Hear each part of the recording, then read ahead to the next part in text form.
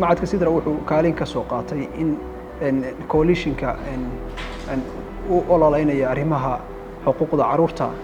in uu soo garab siiyo isagoo kaashanaya hay'adda Save the Children markii hore waxaan sameynay oo coalitionku ku yimi cilmi baaris aan sameynay oo aan ku ogaanay muhiimadda ay leedahay in la helo in civil society-ga jira ama ururada bulshada ee jira inay iskaashadaan gaar ahaan kuwa muddada ka soo shaqeynayay arrinta xuquuqda carruurta iyo sidii loo ilaalin lahaa carruurtana loogu qareemi lahaa xeerka carruurta iyo daryeelka carruurta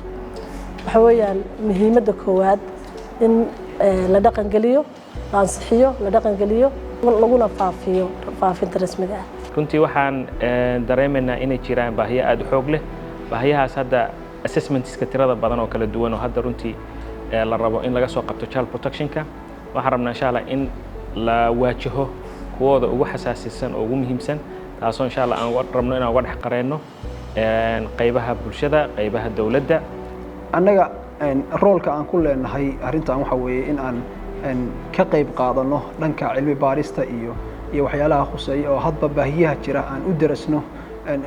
si cilmiyeysan halka aan markaas kadibna aan ku soo bandhigno ama aan u bandhigno coalitionka ama isku tagga ururada bulshada ee u qareemaya arrimaha carruurta si ay ugu fududaato waxyaalaha ay qabanayaan inay noqdaan waxyaalo ku salaysan xogo sugan iyo cilmi baaris